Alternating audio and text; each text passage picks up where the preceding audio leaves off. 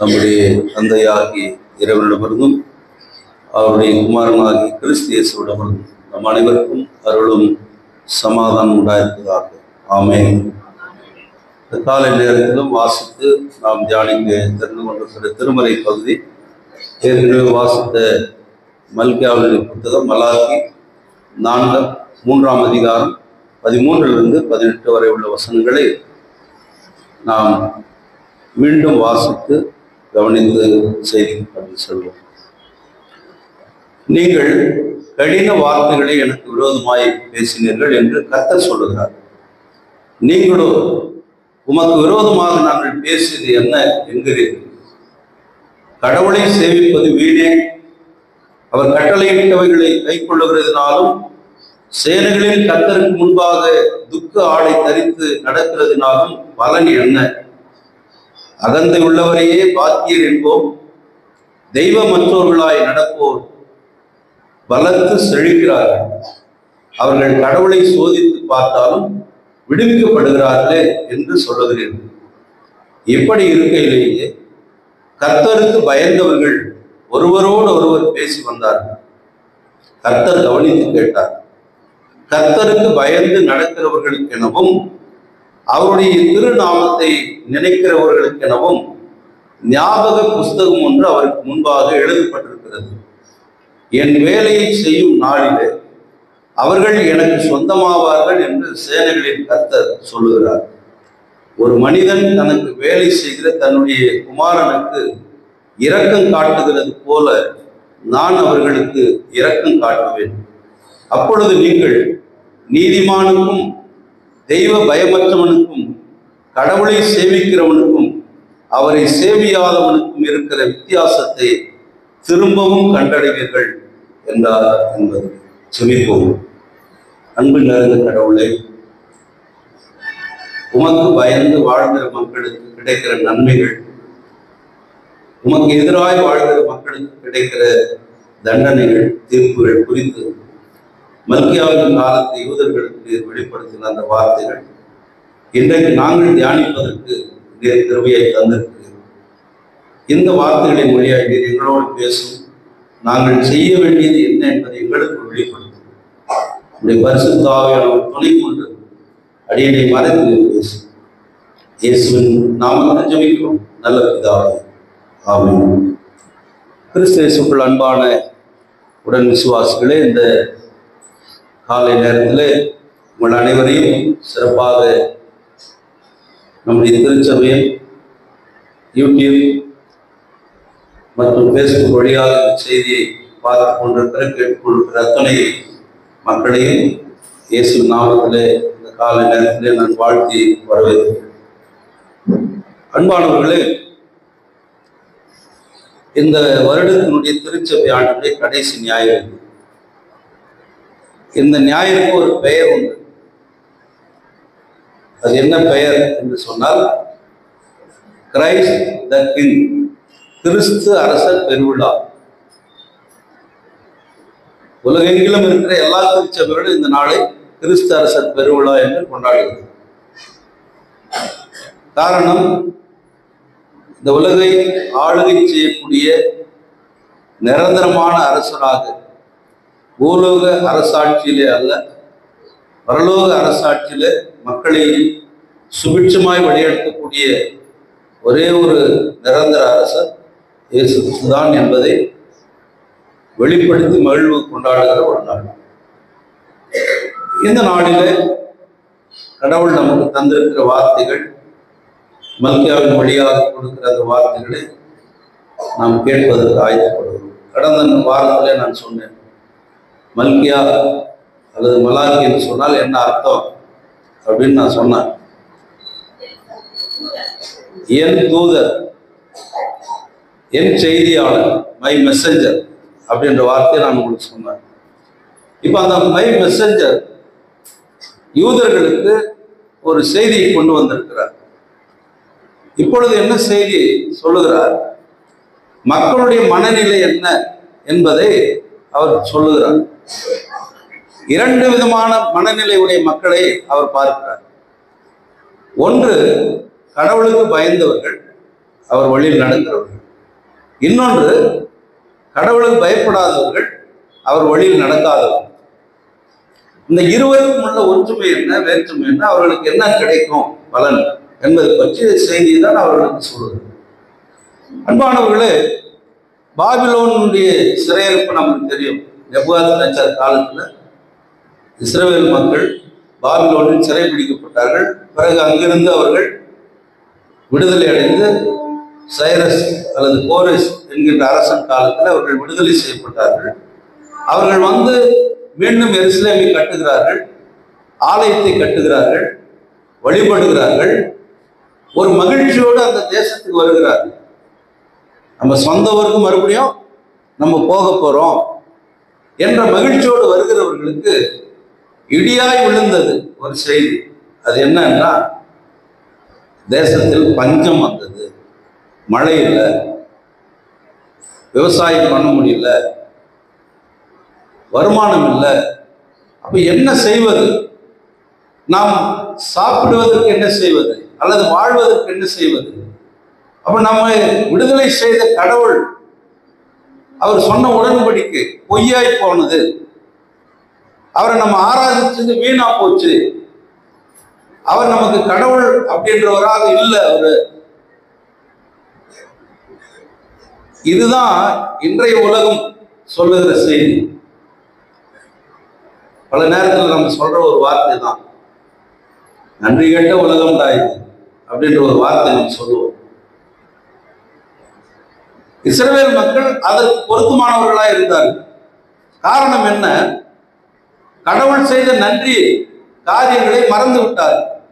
எத்தனை நன்மைகளை அவர்களுக்கு செய்தார், எல்லாவற்றையும் மறந்து விட்டு தற்காலத்தினுடைய சூழல் அவர்களை இப்படி பேச வைக்கிறது. நமக்கே சில நேரத்தில் பசி வந்தா என்ன செய்வோம்? நம்ம வீட்டில் இருக்கிறோம், பசி வந்தா என்ன நடக்கும்?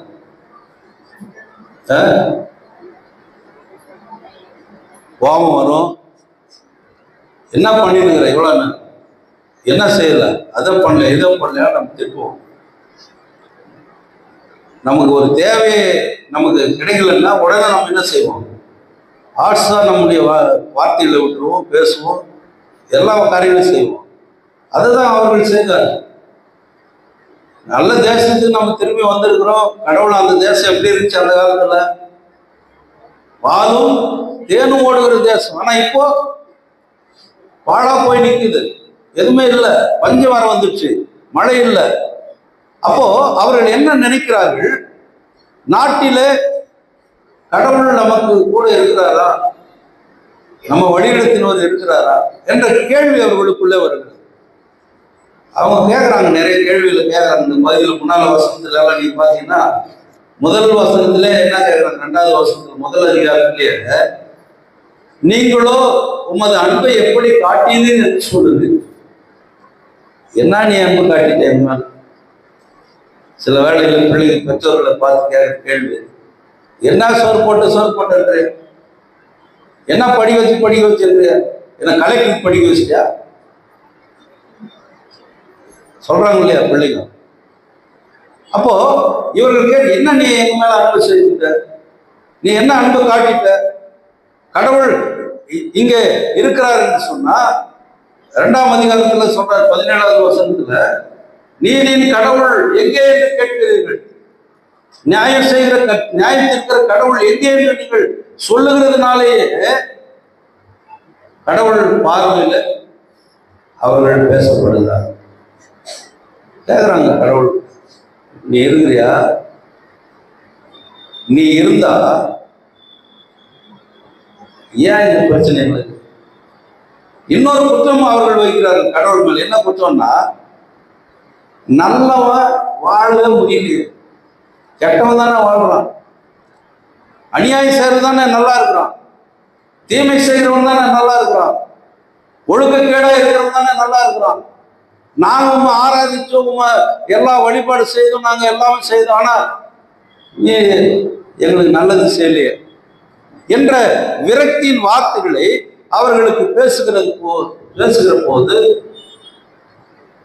உமக்கு பிள்ளைகளால் நாம் வந்ததே வேஸ்ட், உன்னை நம்பி வந்தது வேஸ்ட்.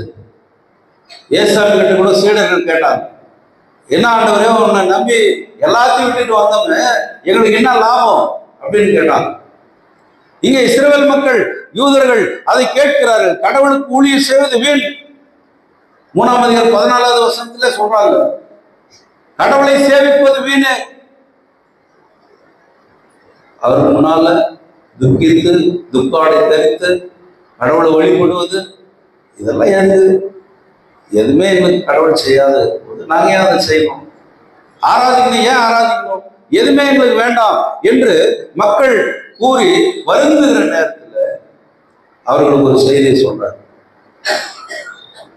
சொன்னால் 2 பேர், 2 குரூப்பு. கடவுளுக்கு பயந்த குரூப்பு, கடவுளுக்கு பயப்படாது. பயந்த குரூப்புக்கு நல்லா இல்லை, பயப்படாதவங்க நல்லா இருக்கிறான். ஆனா கடவுளுக்கு பயந்து நல்லவர்களா இருந்தாங்க பாரு, அவங்க 2 பேர் பேசிக்கிறாங்களாம். என்ன பேசிட்டாங்க? என்ன இருந்தாலும் கடவுள் நம்மளை கைவிட மாட்டாரியா, கடவுள் நம்ம தகுப்பான், அவருடைய உடன்படிக்கை எப்பவுமே நம்ம கிட்ட இருக்கும், இதை கடவுள் கேட்கலாம் சொல்றாங்க பாருங்க. 14வது வசனத்துல கடவுளுக்கு பயந்தவர்கள் ஒருவர் பேசி வந்தாங்க. என்ன பேசி வந்தாங்க? கடவுள் சொன்னதை செய்வார். யார் நமக்கு இதுக்கு முன்னாடி செய்திருக்கிறார் பாத்தீங்களா, என்னன்னா நன்மை செய்திருக்கிறார், இனியும் செய்வாரு, பயப்படாதீங்க, தைரியமா இருங்க. ஆனா ஒண்ணு, அவருடைய கட்டளைக்கு கீழ்ப்படிந்து அவருடைய சொல்படி அவருக்கு பயந்து நம்ம வாழணும். மார்ட்டின் லூத்தர் சாஸ்திரி 10 கட்டளைகளுக்கான அர்த்தம் எழுதும் போது அர்த்தத்துல முதல் வார்த்தை அவர் என்ன போடுவாரு? நம் கடவுளுக்கு பயந்து அவரிடத்தில் அன்பு கூர்ந்து அப்படின்னு தான் ஆரம்பிக்குவார். கடவுளுக்கு பயந்து, அப்படிதான் கடவுளுக்கு பயந்து தான் முக்கியமான நம்முடைய வாழ்க்கையில அவசியமான ஒன்று. 128ஆம் சங்கீதத்துல அதை சொல்றாரு. கடவுளுக்கு பயந்து அவர் சொற்படி வாழ்கிற மக்கள் பாக்கியவான்கள். அவன் மனைவி எப்படி இருப்பாங்க, பிள்ளைகள் எப்படி இருப்பாங்க, அவனுடைய குடும்ப ஆசீர்வாதம் எப்படி இருக்கும், சமூக ஆசீர்வாதம் எப்படி இருக்கும், அவனுடைய கைவினை பிரயாசம் எப்படி இருக்கும், அவன் பிள்ளைகளுடைய ஆசீர்வாதம் எப்படி இருக்கும், அவங்க எப்படி வளருவாங்க, எல்லாவற்றையும் அழகா சொல்றாரு 128ஆம் சங்கீதத்துல. அப்ப அவருக்கு பயந்து அவர் வழிகள் நடக்கிறவர்களுக்கு கடவுள் ஒரு நம்பிக்கையை ஊட்டுகிறார். அது என்ன நம்பிக்கை? நீங்க கவலைப்படாதீங்க, உங்க பேரை நான் ஜீவ புஸ்தகத்தில் எழுதி வச்சிருக்கேன். நீங்க துன்பப்படுவீங்க, வருத்தம் உண்டு, கஷ்டம் இருக்கு, ஆனாலும் என்னுடைய நினைவு புத்தகத்துல உங்களுடைய பெயரை நான் பதித்து வைத்திருக்கிறேன். இறுதி நாளில், அதுதான் ரொம்ப முக்கியமான, இறுதி நாளில் நான் என்ன செய்ய போறேன்? ஒரு நியாயம் செய்ய போறேன். அந்த நியாயம் என்ன? நல்லவர்கள் தீயவர்கள் என்று கடவுள் 2 பேரும் பிரிப்பார். அப்படி பிரிக்கிற பொழுது நல்லவர்கள் பெயர் எங்க இருக்கு? ஜீவ புஸ்தகத்தில் இருக்கு. தீயவர்கள் பெயர் அங்க இருக்குமா? நீக்கப்படுகிறது, பெயர் நீக்கப்படுகிறது, பெயர் எடுத்துருவாரு கடவுள். இப்போ நம்ம என்ன செய்யறது தெரியுமா? நம்ம பிடிக்காத பேர் நம்ம வாட்ஸ்அப்ல பேஸ்புக்ல இருந்துச்சுன்னா உடனே நம்ம என்ன பண்றோம்? பிளாக் பண்ணிடுறோம், இல்லைன்னா டெலீட் பண்ணிடுறோம். சில வாட்ஸ்அப் குரூப்ல வர செய்திகள் எல்லாம் பார்த்தா நான் என்ன பண்ணுவோம் தெரியுமா? அதுல இருந்து வெளியே வந்துடுவோம். நமக்கு ஏன் அது பிரச்சனை? எதனா போட்டு நம்ம அதை படிச்சு நம்ம பிபி நமக்கு எதுக்கு அந்த டென்ஷன்? எதனா போட்டு நம்ம அதுல இருந்து வெளியே வந்துடும் அமைதியா. புரியுதுங்களா? கடவுள் அவருக்கு டெலீட் பண்றதுக்கு அவருக்கு அதிகாரம் இருக்கிறது. நம்ம பேரை டெலீட் பண்றதுக்கு அதிகாரம் இருக்கு. ஆனால் அவர் இந்த கடினமான வார்த்தையை பேசுகிற அந்த மக்கள் கடவுள் நீதி உள்ளவர் என்பதை மறந்து போனார்கள் என்பது அவருக்கு வருத்தம். செய்த நன்மையை மறந்து போனார்கள் என்பது அவருக்கு வருத்தம். ஆனால் இறுதி நாளில நான் உங்களுக்கு நன்மை செய்வேன் என்ற ஒரு நம்பிக்கையின் தீபத்தை கடவுள் அவர்களுக்கு ஏற்றுகிறார். ஆனா அவங்க சொல்றாங்க, என்ன சொல்றாங்க? ஏன் தான் இந்த கடவுளை நம்பி வந்தோமோ, இந்த ஏன் தான் நம்ம இது செய்யணுமோ, ஏன் அவர் பேச்சு கேட்டோம்? ஆனா அவர் என்ன செய்யல? ஒரு மன அழுத்தம் அவங்களுக்கு வந்துச்சு. விடுதலை கொடுத்துட்டாரு. விடுதலை கொடுத்த பிறகு அதை அனுபவிக்க முடியல, சந்தோஷமா அங்க இருக்க முடியல, எதுவுமே இல்லை. ஆனால் இப்படிப்பட்ட சூழ்நிலையில் தான் கடவுள் நமக்கு உதவி செய்கிறார். எதுவுமே இல்லாத சூழ்நிலையிலே ஆகாருக்கு உதவி செய்தார். எதுவுமே இல்லாத சூழ்நிலையிலே நகோமிக்கு உதவி செய்தார். எதுவுமே இல்லாத நிலையில ஆபிரகாமுக்கு உதவி செய்தார். எதுவுமே இல்லாத நிலையில உங்களுக்கு எனக்கு நன்மை செய்வார். இதுதான் நம்பிக்கை. இந்த நம்பிக்கையை ஊட்டுவதுதான் கடவுளுடைய தீர்க்கனுடைய வேலையாக. ஆனா அவங்க என்ன சொல்றாங்க? கடவுளை சேவிச்சது வேணும். கடவுளுக்கு விரோதமா பேசுறாங்க. இது சாதாரண மனிதன் பேசுற விஷயம் தான். நாம பேசுற விஷயம் தான் இதெல்லாம். நம்ம வாழ்க்கையில இதை பேசுறோம். நான் என்ன தப்பு பண்ணேன்? கடவுள் ஏன் இந்த ஜுரத்தை கொடுத்தாரு? கடவுள் ஏன் எனக்கு இந்த வியாதியை கொடுத்தாரு? நான் கடவுளுக்கு தானே நன்மை கடவுளுக்கு தானே ஊழி செய்றேன். கடவுளுடைய பிள்ளையா தானே இருக்கிறேன். அவருடைய சொல்படி தானே வாழ்றார். அவருடைய கட்டளையின்படி தானே வாழ்றார். எல்லாமே நமக்கு கடவுள் நன்மையா செய்யணுன்றது இல்லை. அவர் விரோதமா நம்ம பேசக்கூடாது. சோதித்து பார்த்தார்கள் கடவுளை. கடவுளை சோதிக்கிறார்கள். கடவுளை சோதிக்க நாம் யார்? கடவுளை சோதிக்கிறது நமக்கு எந்த அதிகாரம் இல்லை. ஆனால் இங்கே இஸ்ரவேல் மக்கள் அவருடைய கட்டளையை கீழ்ப்படியல, அவர் சொல்படி நடக்கல. ஆனா என்ன சொல்றாங்க? நான் உங்களுக்கு ஆராதனை பண்ணோம், நாமளை வழிபட்டோம். போலியான ஆராதனைகள் தேவையில்லைன்றார். போலியான பலிகள் தேவையில்லை. போலியான உங்களுடைய உற்சவங்கள் எனக்கு தேவையில்லை. நீங்கள் போலியாய் கொண்டாடுகிற கொண்டாட்டங்கள் எனக்கு தேவையில்லை. இப்ப கிறிஸ்துமஸ் வரப்போகுது. போலியான ஒரு கிறிஸ்துமஸ் நம்ம கொண்டாட போகிறோம். அதுதான் உண்மை. உயர்ந்த ஆடைகளை நாம் அணிகிறோம். உயர்ந்த வஸ்திரங்களை தேடி தேடி கடை கடையா தேடி தேடி போறோம். கடைசியில் இயேசு குழந்தையே மறந்தது. அவர் பிறந்த நாள் இருந்ததே மறந்தது இல்லையா? நானும் ஜெபம் பண்ணும் மறந்தன் ஒன்றுதான் சூர்யாவுக்கு ஜெபம் பண்ணுங்க சொல்லி அனுப்புறாங்க பெருமிழாமா சுந்தரான. அந்த பிறந்த நாள் கல்யாண நாளில் தான் எழுதி எல்லாம் வச்சுட்டு கொடுத்துருக்குறாங்க. என்கிட்ட பேப்பர் இருக்குது. நேற்று 3 பேர் கல்யாண நாள்னா அது ஜெபம் பண்ணுவோம். சுஜித் சார் கவலைப்படாது. 3 தம்பதிக்கு கல்யாண நாள் இல்லையா? லாரன்ஸ் சார் எல்லாம் போட்டுக்கிறாங்க பேர். அது என்னன்னு தெரியல. ஆனா பேர் எங்க வரணும்? நமக்கு எங்க வரணும்? அந்த புஸ்தகத்துல அவர் எழுதுவார். நம்மளை விட்டுற மாட்டாரு. நாம என்ன நினைக்கிறோம்? கடவுள் பேரை எடுத்துருவார் போலதுன்னா கண்டிப்பா எடுக்க மாட்டாரு. ஆனா செய்ய வேண்டியது என்ன? உண்மையான ஆராதனை, உண்மையான வழிபாடு, உண்மையான வாழ்க்கை, உண்மையான தெய்வ பக்தி, உண்மையான கடவுளுக்கு பிரியமாய் கடவுளுக்கு பயந்து அவர் வழிகளில் நடக்கிற மக்களாய். ஆனா அவங்க என்ன சொல்றாங்க? யாரை நீங்க பாக்கியவான்றீங்க? பொல்லாதவன பாக்கியவான்றீங்க. வீணா சம்பாதிக்கிறவன, லஞ்சம் வாங்குறவன நீங்க பாக்கியவான்றீங்க. நீ நல்லா யோசித்து பாருங்களா. ஒரு அதிகாரி நம்ம போய் ஒரு வேலை செய்யணும்னாக்கா அந்த அதிகாரி ரொம்ப ஸ்ட்ரிக்டா இருக்கிறார். அதெல்லாம் முடியாதுங்க. வெளியே வந்து நம்ம என்ன சொல்றோம்? வெளியே வந்து என்ன சொல்றோம்? ஒரு நேர்மையான ஒரு அதிகாரி லஞ்சம் வாங்க மாட்டாரு. அவரு சொல்றாரு இது தப்பு இருக்குது, இதெல்லாம் சரி பண்ணுவாங்க, அவனுக்கு செய்யறான்னா நம்ம வெளியே வந்து என்ன சொல்லுவான்? வேற மோசமான ஆளுகிறான். அவன் நல்லவன், ஆனா அவனை என்னன்னு சொல்றோம்? நம்ம மோசமான ஆளுகிறான். போன உடனே இப்படி கொடுத்த உடனே வாங்கி ஒரே கையெழுத்து போட்டு அனுப்பிடுறான் பாரு.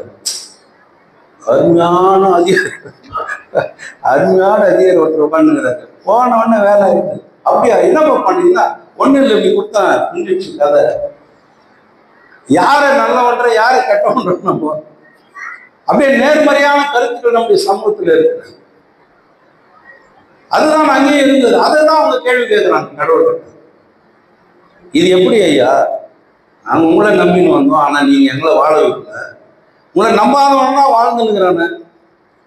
அதனால அந்த கேள்வியில அவர்கள் கடவுளுக்கு உண்மையாகவே இருக்க பயப்படுறாங்க. கடவுள் இல்லை என்று சொல்லுகிறவன், அவர் சொல்றாரு, நம்ம நண்பர் அதிகமா சொல்லுவாரு, கடவுள் இல்லை என்று சொல்லுகிறவன் கடவுளை 100 முறை சொல்றான். நீ கடவுளை ஞாயிற்றுக்கிழமை மட்டும்தான் அவன் சொல்ற. இது யார் கடவுளை அதிகமா பத்தி பேசுறாங்க? நல்லா யோசிப்பாங்க. இங்கே தெய்வம் என்றோர் தீய காரியங்களை செய்கிறவர்கள் செழிப்பா இருக்கிறாங்க. அநியாயம் செய்யறவன் வாழ்றான், ஆனா நல்லவன் துன்பப்படுகிறான், சோர்ந்து போகிறான், மன அழுத்தத்துக்கு போகிறான். நான் நல்லதானே செஞ்சேன், ஏன் அந்த ஜனங்க என்னை வெறுக்கிறாங்க? ஒரு நல்ல ஒரு மனுஷன் வந்துட்டாரு, எதிரா ஜட்ஜி, எதிரா நீதிமன்றம் வந்துட்டாரா அப்படின்றான். பழைய காலத்துல அது இருக்குது பேரு, சொம்பேறி பொய் அப்படின்வாங்க இல்லையா? ஒரு பழமொழிகள்ல யோக்கியர் வந்துட்டாரு, சொம்பேறி பொய் அப்படின்வாங்க. அவன் அயோக்கியனை பத்தி சொல்றது பழமொழி, அது உண்மையாக நியாயமானது ஒன்று சொல்ற பழமொழி.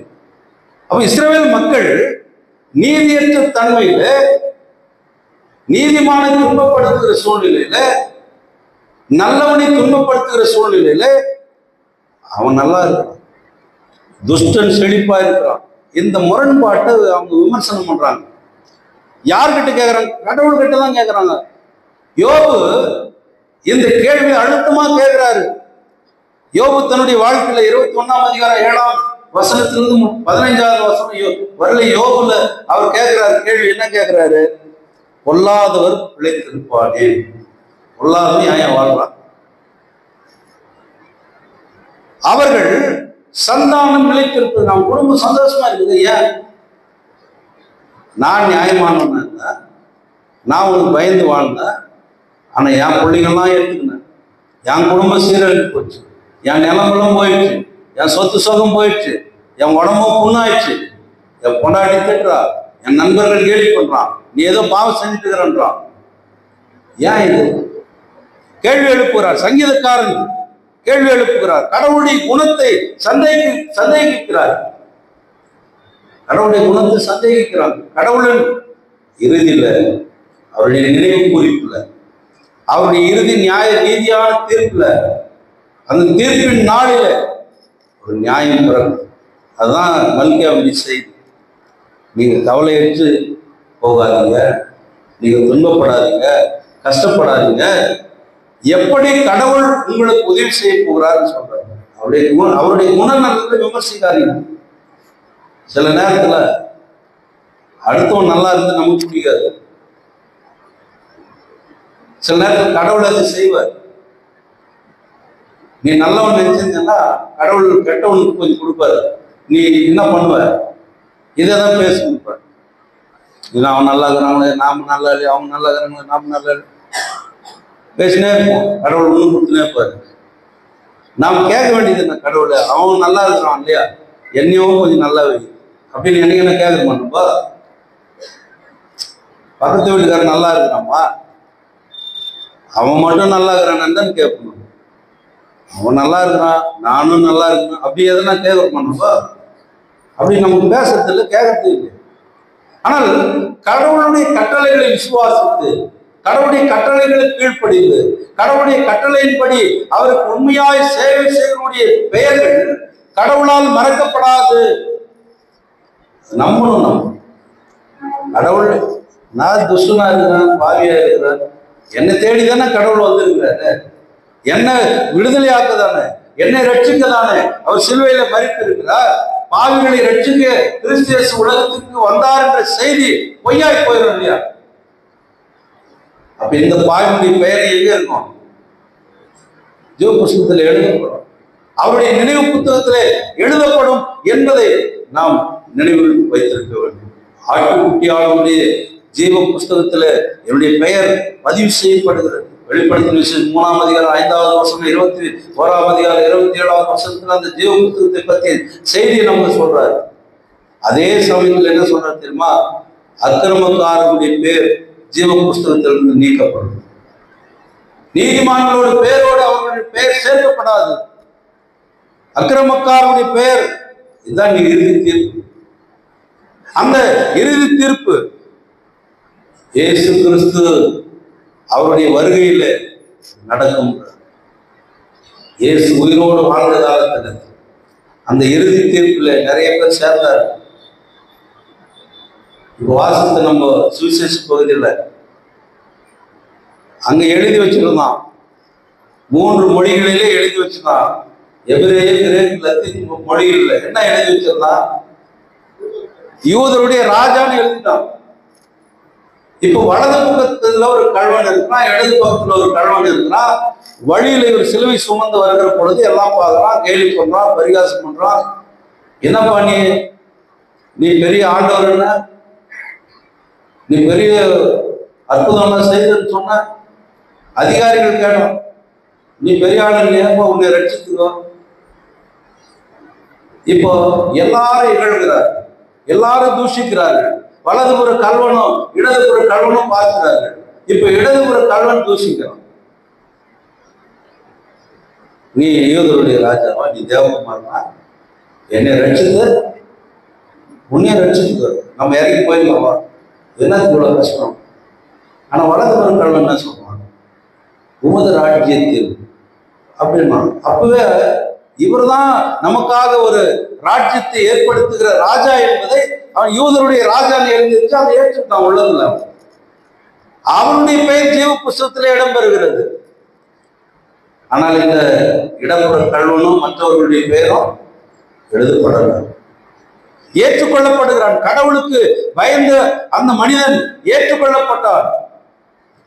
அவன் யூதருடைய ராஜா இவன்தான் அப்படின்னு அவன் நம்பினான்.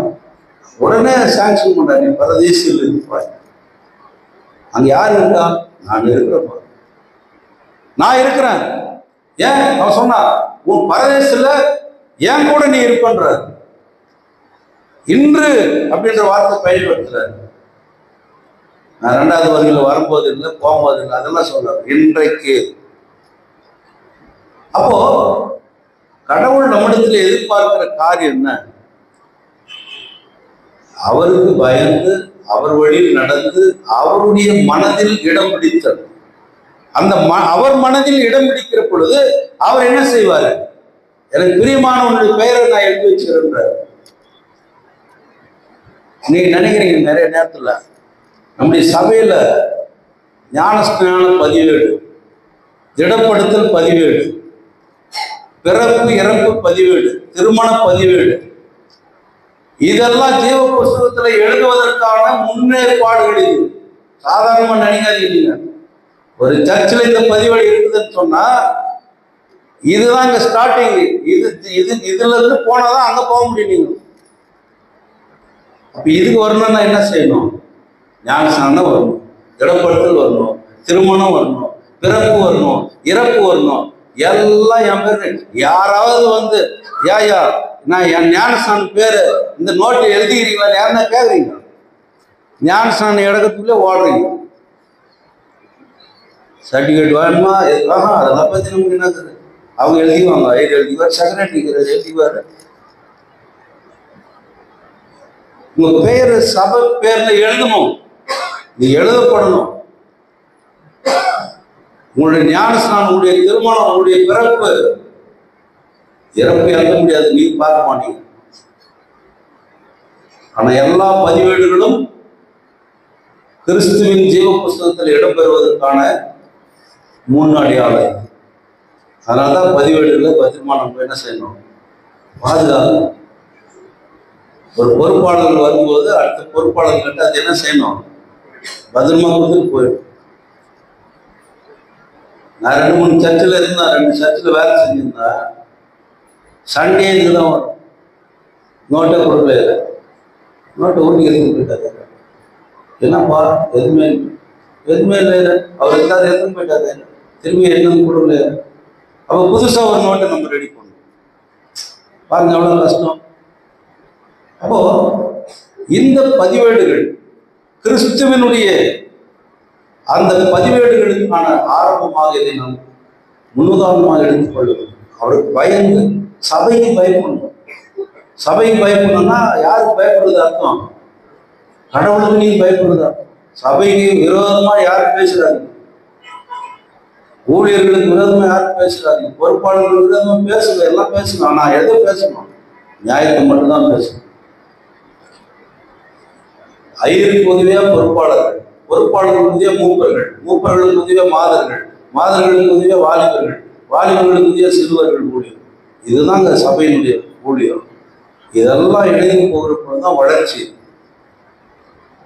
இல்லையா. அப்போ இங்க கடவுளுக்கு பயந்த 25ஆம் அதிகாரம் மத்தேயுல சொல்றாரு பாத்தீங்களா, நான் பிரிகிறேன்றாரு. எது? செம்மறியாடு வெள்ளாடு பிரிகிறேன்றார். அது பிரிப்பாரு. அதனாலதான் என்ன தெரியல, நம்ம வெள்ளாடு மாதிரி ஆசைப்படுறாங்க. கல்யாணத்துக்கு செம்மறியாடு அது வாழாம, அது வெள்ளாடு நல்லா உடம்பு செல்லாது, நல்ல வெள்ளாடு போடு. ஏன் பிரிச்சு ஆண்டவர் அந்த வெள்ளாடுல ஒரு இடத்துல சேர்க்கிறாரு, செம்மறியாடுல ஒரு இடத்துல சேர்க்கிறாரு. வெள்ளாடுகள் நீதிமான்கள், அவருடைய பிரதேசம், அவருடைய வாழ்க்கையில எப்படி அவர் கடவுளுடைய குணநாள என்ன ரொம்ப தெளிவா சொல்லிட்டாரு. ஒரு வேலை செய்கிற ஒரு மனுஷன் ஒரு வீட்டுல வேலை செய்யறான், அந்த மனுஷன் அந்த வேலைக்காரனுக்கு தன் குமாரனுக்கு இறக்கி காட்டுகிறது போல அவனுக்கு காட்டுகிறான். அது போலதான் நான் என்று 103ஆம் சங்கீதத்துல வாசிக்கிறோம். நம்ம தகப்பன் தன் பிள்ளைகளுக்கு இறங்குகிறது போல கர்த்தர் தமக்கு பயந்தவர்களுக்கு இறங்குகிறார். பயப்படாதவங்களுக்கு இறங்க மாட்டார் தானே அர்த்தம். பயந்தவர்களுக்கு இறங்குகிறார். இறங்குகிறார்னா என்ன? அது ஒரு வார்த்தை, சாதாரண வார்த்தை இல்லை. இருக்கிற ஒரு இடத்திலிருந்து அவர் வந்து நம்மிடத்துல இருக்கிறார். அவர் இருக்கிற இடம் என்ன? அவர் யூதருடைய ராஜா, யூத ராஜ சிங்கம், சிங்காசனத்தில் வீற்றிருக்கிறவர். அந்த சிங்காசனத்தில் வீற்றிருக்கிற கடவுள் இறங்கி வருகிறார். யாக்கோபு ஏசாவை ஏமாத்திட்டு அவன் வழியில வரும்போது இரவாயிடுச்சு. ஒரு இடத்துல படுத்து தூங்கலாம், தலைமாட்டு ஒரு கல் எடுத்து வச்சு படுக்கலாம். அவனுக்கு ஒரு காட்சி வருது. என்ன காட்சி வந்தது? வானு பூமியும் ஒரு ஏணி, தேவத்தூர்ல ஏறுறாங்க இறங்குனாங்க. மேல யார் இருக்கிறது? ஓஹோ, கனவு நீங்க சரியா காணல பொழுது. கடவுளுடைய சிங்காசனத்தில் அவர் வீற்றிருக்கிறது. எசையா ஆலயத்திலே பார்க்கிறான், கடவுளுடைய சிங்காசனத்தில் வீற்றிருக்கிறவராக பார்க்கிறான். மோசே பச்சை முட்புதரிலே கடவுளுடைய பிரசன்னத்தை பார்க்கிறான். நாமும் பார்க்கணும். அவருடைய குணாதிசயம் என்ன? இரக்கம் காட்டுகிற கடவுள், அன்பு கூறுகிற கடவுள், நம்மை வாழ வைக்கின்ற கடவுள். அவர் ஜீவ புஸ்தகத்துல நம்மை சேர்த்துக் கொள்கிறார். அப்போ இந்த ஆடுகளை பிரிக்கிறவர் என்ன செய்யறாரு? நல்லவர்களை நல்ல இடத்துல, கெட்டவர்களை ஆக்கினித்து இருப்பார். நல்லவர்களை ஜீவனுக்கென்று பிரிக்கிறார். யோவான் ஸ்நானகன் எழுதுகிறார் 5ஆம் அதிகாரம் 28, 29, நல்லவர்களை ஜீவனுக்கென்று பிரிக்கிறார், கெட்டவர்களை ஆக்கினி தீர்ப்புக்கென்று போடுகிறார். அன்பானவர்களே, இன்றைக்கு கடவுளுக்கு பயந்து அவர் குணநலன்களை தூஷிக்காமல், அந்த கடவுளுடைய குணநலன்கள் அன்பு செய்கிற, இரக்கம் காட்டுகிற, பதிவு காட்டுகிற, நம்மை வந்து இறங்கி வந்து சந்திக்கிற, நம்மை மீட்கிற, நம்மை அவருடைய குடியில அல்லது அவருடைய ராஜ்யத்துல குடிமக்களாக இணைக்க போகிற யூத ராஜசிங்கமாக இயேசு கிறிஸ்துவின் வழியாக நம் கடவுளுக்கு பயந்து வாழ்கிற பொழுது கடவுள் அவருடைய புத்தகத்தின் பேரை எழுதும். நமக்கு கடவுள் அடைக்கலம், அவர் நமக்கு பலன். சொல்றாரு சங்கீதக்காரர் 46, மலைகள் பெயர்ந்து விழுந்தாலும் அதில் ஜனங்கள் பங்களித்து பொங்கினாலும், கடல் பங்களித்து பொங்கினாலும் நாம் பயப்படும். ஏன் பயப்பட மாட்டோம்? யாக்கோபின் கடவுள் எனக்கு துணையாயிருக்கிறார், எனக்கு அடைக்கலமா, என் நம்பிக்கை, என் கோட்டை. அவர் ராஜாதி ராஜாவாக வரப்போகிறார். வருகையின் ராஜாவாகி ஆண்டவர் என்னை மீட்க போகிறார், என்னை மன்னிக்க போகிறார், அவருடைய ராஜ்யத்திலே என்னை சேர்க்க போகிறார். நான் எந்த சூழ்நிலையில் இருந்தால் நம்பிக்கையோடு நாம் வாழ வேண்டும். உண்மை விசுவாச போராட்டம் நமக்கு உண்டு, சோதனை உண்டு, சோர்வுகள் உண்டு, பலவீனங்கள் உண்டு. இதே மனநிலை யூதர்களுக்கு இருந்த அதே மனநிலை எனக்கும் உண்டு, உங்களுக்கும் உண்டு. நான் ஏன் கடவுளை என்னை மட்டும் ஏன் சோதிக்கிற, எனக்கு மட்டும் ஏன் கொடுக்குற, எனக்கு மட்டும் ஏன் இது கிடைக்கல, மற்றவங்களுக்கெல்லாம் கிடைக்குது, அவங்களுக்கு செய்யல, இவங்களுக்கு செய்யல, எளியா செய்யல, ஏன் எனக்கு இவ்வளவு தடை இருக்குது? சில நேரம் நம்ம சொல்லுவோம், ஒரு ஜாடி ஏறினா மனம் சரியுது, இதெல்லாம் நம்ம கேள்வி.